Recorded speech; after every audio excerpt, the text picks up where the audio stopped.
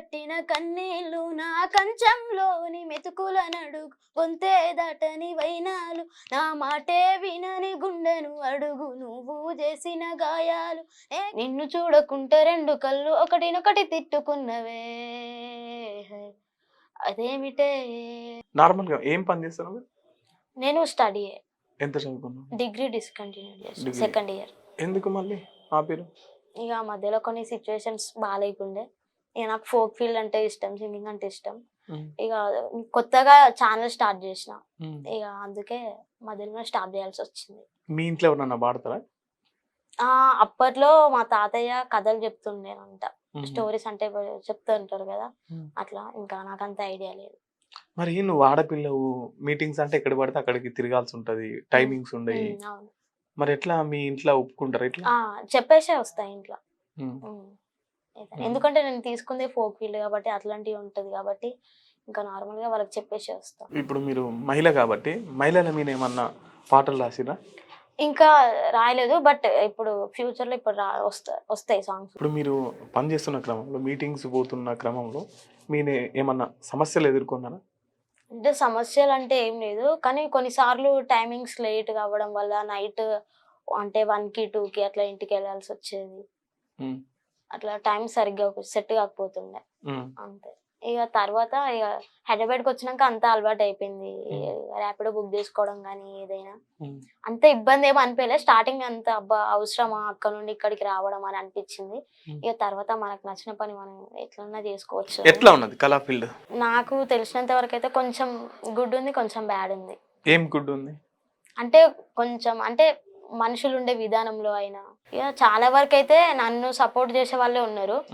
ఇక బ్యాడ్ గా అంటే అంత అంత నాకు ఇంకంత అంటే ఫీల్డ్ లో ఏం బ్యాడ్ ఉంది మీరు ఎదుర్కోకపోయినా, మీరు గ్రహించింది, మీతో చెప్పుకున్నది? అంటే కొందరు ఇంకా ఒక్కొక్కరు ఒక్కొక్క విధంగా ఉంటారు కదా.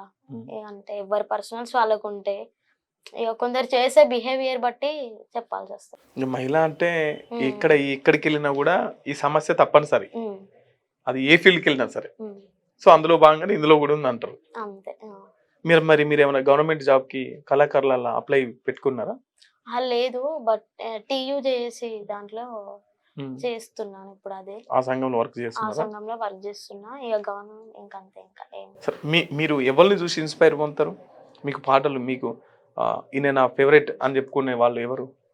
నాకు ఫేవరెట్ అంటే నాకు మూవీస్లలో డిఎస్పి దేవిశ్రీ ప్రసాద్ గారు, మళ్ళీ మన తెలుగు ఇండస్ట్రీలో వచ్చి మన ఫోక్ ఇండస్ట్రీలో తిరుపతి మాట్లాడిన చరణ్ అర్జున్ అన్న నాకు చాలా ఫేవరెట్. వాళ్ళ సింగింగ్ అయినా వాళ్ళ డిఎస్పి ఒక పాట పాడు.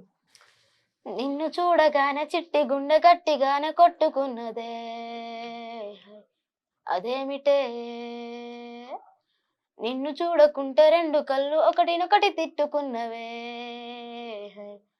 అదేమిటే, ఏమిటో ఇదేం మాయో చేసినవే కంటి చూపుతోటి, ఏమిటో ఇదేమి రోగము అంటించినవే వంటి ఊపుతోటి. ఓకే, ఇంకా మాటల తిరుపతిది నేను ఒక పాట పాడు.